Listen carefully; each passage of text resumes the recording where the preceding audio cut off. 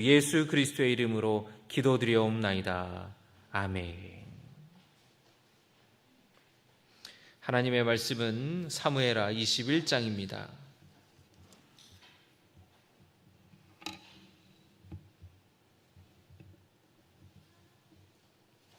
1절에서부터 6절까지입니다. 사무엘하 21장 1절에서부터 6절까지의 말씀, 우리 한 절씩 교독하겠습니다. 다윗의 시대에 해를 거듭하여 3년 기근이 있으므로 다윗이 여호와 앞에 간구하매 여호와께서 이르시되 이는 사울의 피를 흘린 그의 집으로 말미암음이니 그가 기브온 사람을 죽였음이니라 하시니라.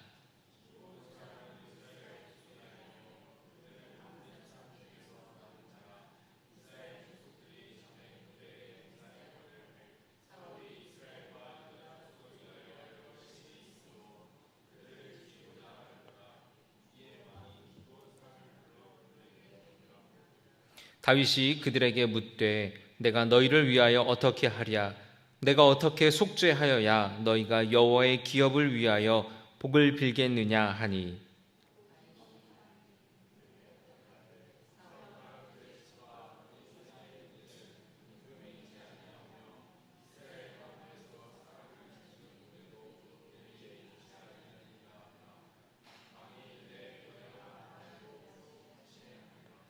그들이 왕께 아뢰되 우리를 학살하였고 또 우리를 멸하여 이스라엘 영토 내에 머물지 못하게 하려고 모해한 사람의 자손 7사람을 우리에게 내주소서. 여호와께서 택하신 사울의 고을 기브아에서 우리가 그들을 여호와 앞에 목매어 달겠나이다 하니, 왕이 이르되 내가 내주리라 하니라. 아멘. 헌금 봉헌하겠습니다. 감사헌금 윤한우 최미영 집사님, 작정감사헌금 무명으로 김진우, 감사헌금 함요일 목사님, 11조헌금 함요일 목사님 되셨습니다. 기도하겠습니다. 참 좋으신 아버지 하나님, 주님의 은혜를 감사드립니다. 주님, 우리에게 주신 귀한 예물 구별하여 소득의 10분의 1을 11조로 올려드립니다. 감사헌금, 작정감사헌금 1,000번지로 올려드립니다. 기쁜 마음으로, 기꺼운 마음으로 주님 앞에 올려드립니다. 그 믿음과 그 정성을, 그 마음을 주님 기억하여 주시고 하나님 크신 은혜와 복으로 되돌려 주시옵소서. 30배, 60배, 100배 열매 맺는 복된 인생 되게 하여 주시옵소서. 감사드리며 예수님의 이름으로 축복하며 기도드리옵나이다. 아멘. 오늘 사무엘하 21장에서부터 21장의 말씀을 나누는데, 21장에서부터 24장까지는 이 연대기 순으로 기록된 것이 아닙니다. 하나의 일종의 부록과 같고요. 연대기 순으로 기록된 것이 아니라 몇 가지 사건을 기록하고 있는데, 오늘 특별히 21장의 말씀에 나오는 사건은 다윗이 왕이 되었던 그 초기에 있었던 사건입니다. 21장에 보면은 이스라엘의 가뭄이 무려 3년이나 지속됩니다. 여러분, 이 과거에 이 고대 세상에서 비가 오랫동안 오지 않는 것은 엄청난 재앙이에요. 오늘날에도 여러분 봄이나 가을에 한 20일, 한 30일만 비가 오지 않아도 막 난리지 않습니까? 저수지가 말랐다, 강바닥이 보인다, 논이 짝짝 갈라진다, 난리지 않아요?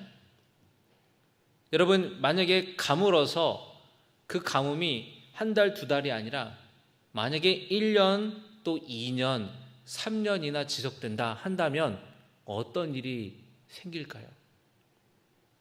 물가가 폭등할 거예요. 제가 어느 나라인지 정확하게 기억은 나지 않는데, 남미에 어떤 나라가 있는데 나라의 경제가 완전히 무너졌어요. 그래서 물가가 얼마나 치솟는지, 밀가루 한 포대를 가려면은 돈다발을 포대자루에 가서 줘야 된다는 거예요. 그만큼 물가가 올랐다라는 거예요. 화폐 가치가 떨어지고 경제가 완전히 난리가 나겠죠. 만약에 3년이나 기근이 찾아온다. 그럼 여러분, 사람들이 먹고 살아야 되는데 그 먹고 살아야 되는 주식, 밀가루, 쌀값이 얼마나 폭등하겠습니까? 물값이 얼마나 폭등하겠습니까? 그리고 곡식 사료를 먹는 가축들, 그 가축들도 다 죽을 거 아니에요. 사람이 먹을 게 없는데 가축 먹을 게 어디 있겠습니까? 가축의 수가 줄으니까 당연히 경제적인 어려움이 굉장히 많이 심했을 겁니다. 전 나라 전체가 굉장히 국가적인 위기를 맞이게 되는 거죠. 군사들도 국방력도 약화가 될 것입니다. 왜냐하면 군인들이 못 먹는 거예요.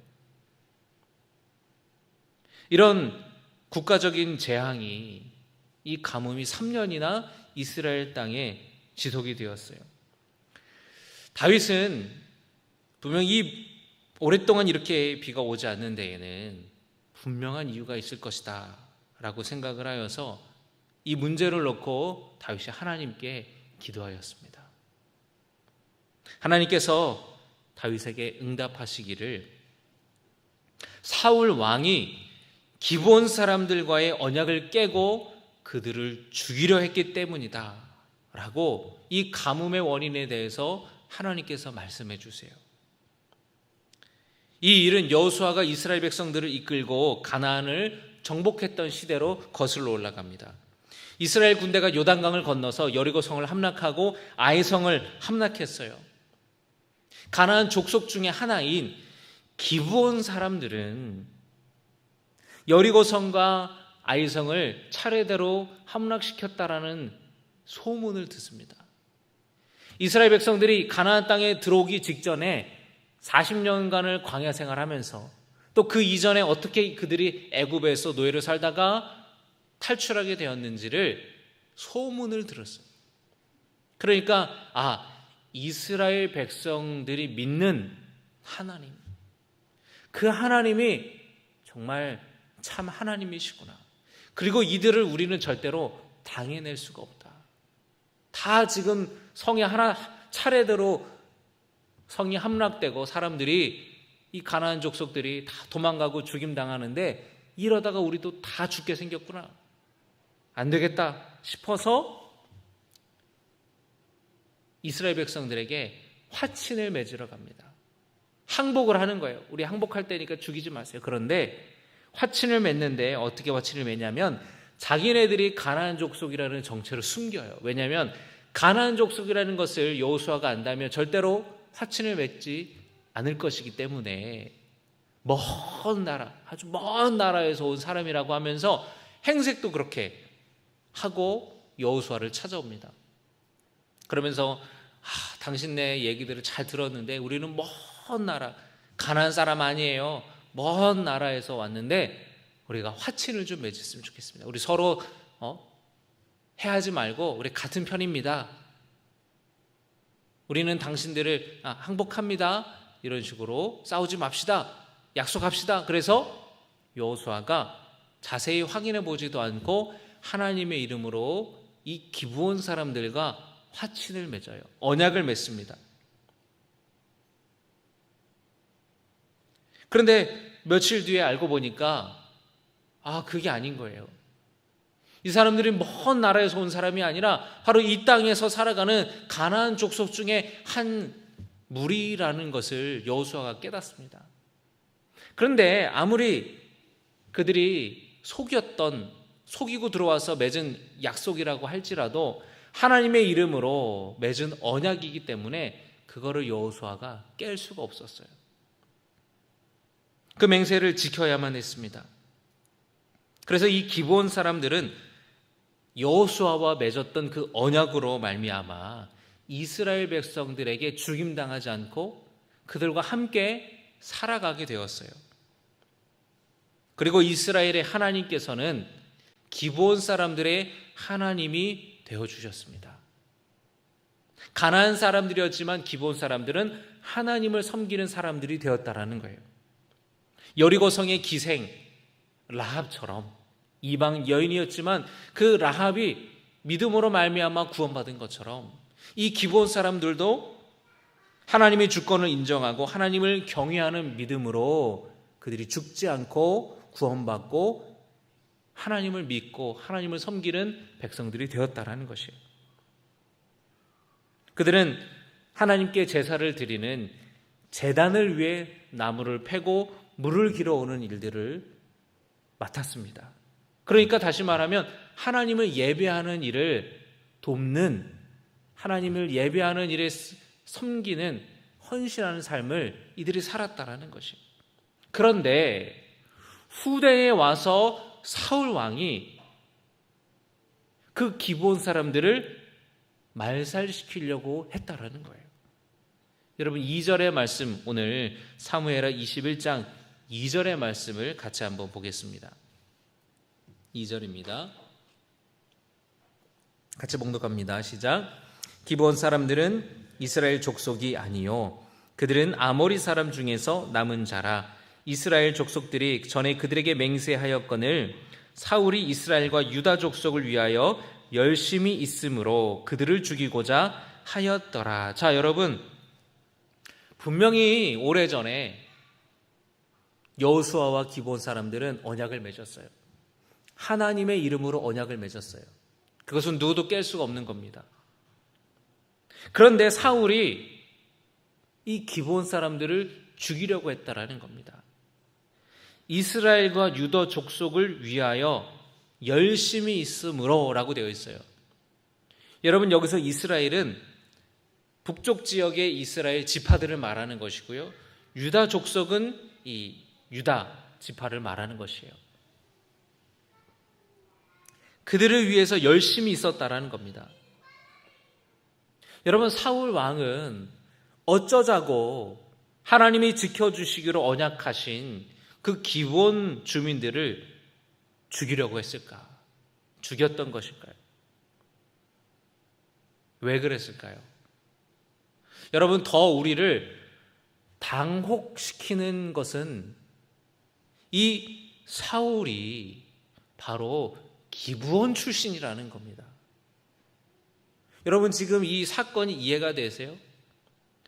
사울이 여호수아와 기브온 사람들이 하나님의 이름으로 맺은 그 언약을 깨트렸는데, 그런데 그 기브온 주민 다름 아닌 사울 자신이 바로 그 기브온 출신 사람이라는 거예요.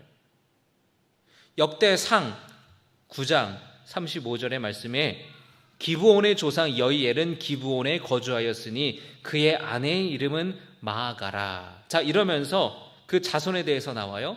역대상 9장 39절입니다. 넬은 기스를 낳고 기스는 사울을 낳고.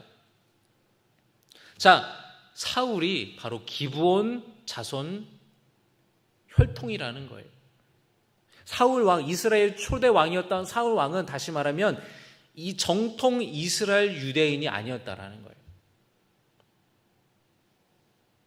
기브온 사람들은 비록 가나안 족속이었지만 베냐민 지파에게 분배된 땅에서 같이 살았어요. 그래서 시간이 흘러가면서 베냐민 지파에 흡수가 되었습니다. 그래서 베냐민 지파 가문의 이 계보에 오르게 되었어요. 하지만 여전히 기브온 사람들은 주변부로 밀려난 사람들이었죠. 그래서 사무엘 선지자가 장차 이스라엘을 이끌 왕이 될 것이다 라는 말을 사울이 들었을 때에 자기는 베냐민 지파 중에서도 가장 미약하다라고 말한 거예요. 왜냐하면 이스라엘 형통이 아니었기 때문에, 자기 출신이 가나안 족속인 기브온 출신이었기 때문에 그 베냐민 지파도 지파 중에서는 작은 지파인데 그 베냐민 지파 중에서도 주변부로 밀려난 출신이 가나안 족속인 그런 자신이었기 때문에 자기가 이스라엘의 왕이 된다는 것은 꿈도 꾸지 못했던 일이라는 거예요. 그렇게 겸손했던 사울이 이스라엘의 왕이 되었는데 왕이 된 지 얼마 지나지 않아서 사울 왕인 인간적인 힘으로 그 자리를 유지하려고 안간힘을 썼어요. 사무엘 선지자가 오는 것을 기다리지 못하고 불안한 마음에 먼저 자기가 마음대로 제사를 드려버려요. 누구나 마음에 불안함이 올라오죠. 그래서 그 불안함을 견디지는 못하는 겁니다. 그 불안함을 믿음으로 이겨내야 되는데 그럴 만한 믿음이 사울에게는 없었던 것이에요. 왜냐하면 자기 출신이 미천하니까. 그래서 자기 출신이 그러니까 다른 자신의 왕위권을 유지하기 위해서 이스라엘 백성들의 마음을 환심을 얻으려고 가나안 족속인 기브온 주민들을 죽였다라는 거예요. 다 말살하려고 했다라는 것입니다. 자기가 그 출신인데도 불구하고 이 사울 왕의 아주 잔인한 모습을 우리가 보게 되는 것이죠. 그리고 그것이 바로 다윗이 왕이 되었을 초기에 3년 동안의 극심한 가뭄과 기근의 원인이 되었다라는 것이에요. 사울의 열심은 잘못된 열심이었어요. 여러분 한번 따라 하실까요? 사울의 열심은 잘못된 열심이었다. 뭐라고요? 잘못된 열심이었다라는 것이에요. 하나님을 위한 열심이 아니라 자기 자신을 위한 열심으로 자기 동포를 죽인 거예요. 여러분 열심을 내도 그 방향이 잘못됐다면, 그 방향이 올바르지 못하다면 그 열심은 좋은 열심이라고 말할 수가 없는 겁니다. 우리의 열심은 하나님이 기뻐하시는 방향으로 가야 될 줄로 믿습니다. 할렐루야. 따라합니다. 나의 열심이 하나님이 원하시는 방향으로 나아가길 바랍니다. 여러분 그렇게 되기를 주님의 이름으로 축복합니다. 교회 안에서도 마찬가지예요.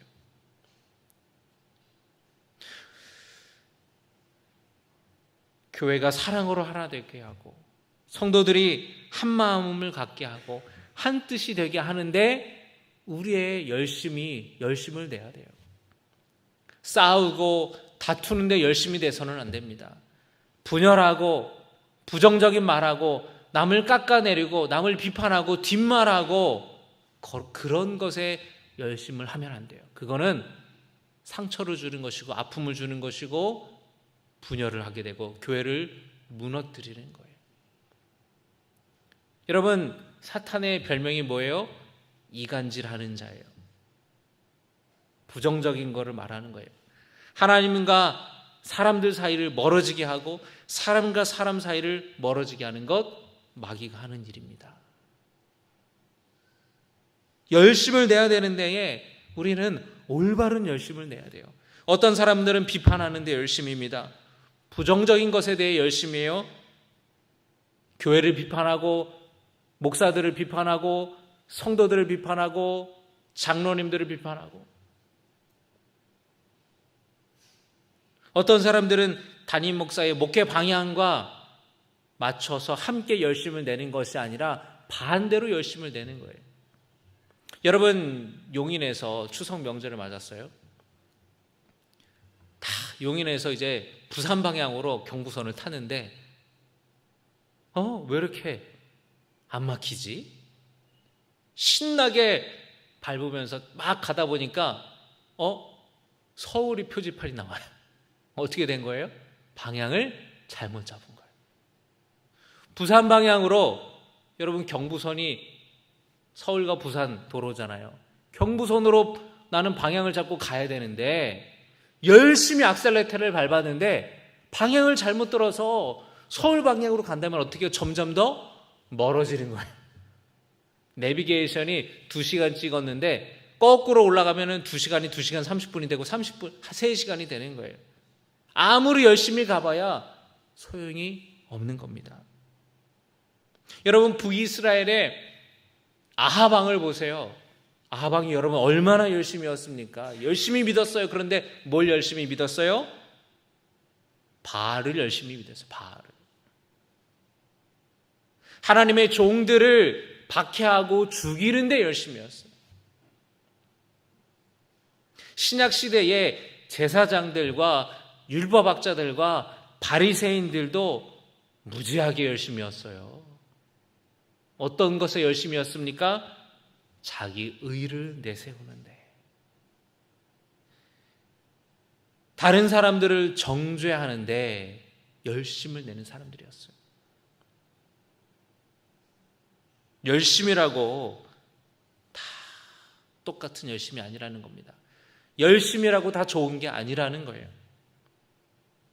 사울 왕의 열심, 그 열심은 하나님을 위한 것이 아니었어요.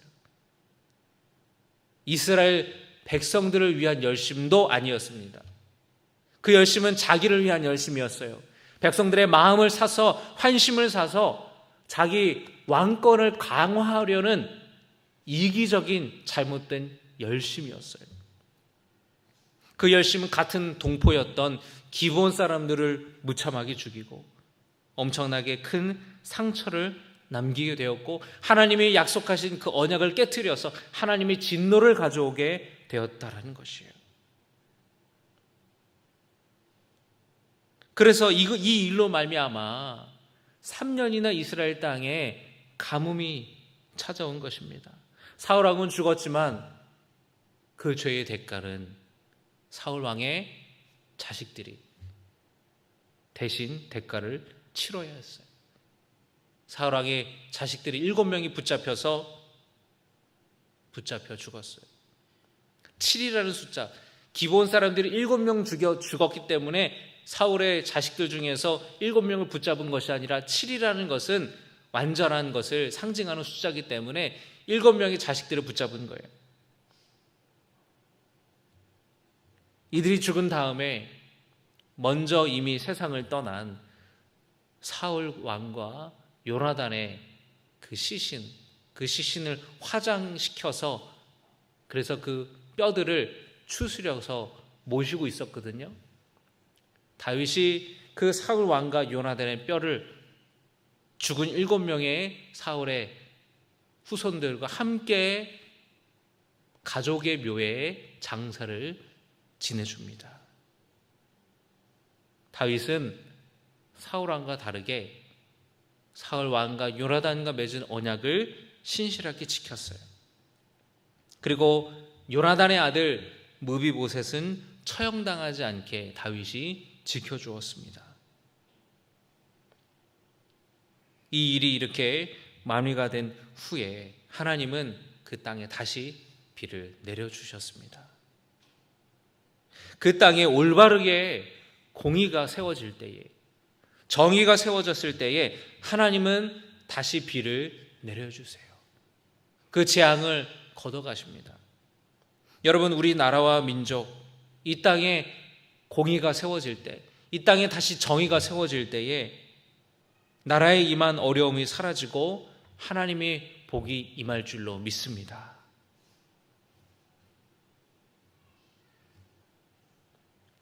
여러분, 함께 찬양하려고 하는데 그 찬양의 가사를 여러분에게 먼저 소개해 드릴게요. 이 찬양은 독일의 본 회퍼라는 이름의 목사님이 지으신 그런 시를 가사로 만든 찬양입니다. 선한 능력이라는 제목이에요. 일평생 이 본 회퍼 목사님은 양심 있는 신학자요 목회자로 살았습니다. 그는 독일 나치와 히틀러를 비판했어요. 히틀러가 잘못된 열심으로 수백만 명의 이 유대인들을 학살하고 전쟁을 일으켰어요. 히틀러를 비판했던 보네포 목사님은 결국에 감옥에 수감됩니다. 그리고 히틀러 암살 계획에 참여하였다가 교수형에 처해져요. 보네포 목사님은 이 히틀러의 잘못된 열심이 얼마나 무섭고 파괴적인지를 고발했습니다. 잘못된 열심이 얼마나 무서운지. 여러분, 한 사람의 그 잘못된 열심이 수많은 사람들의 생명을 앗아가는 거예요.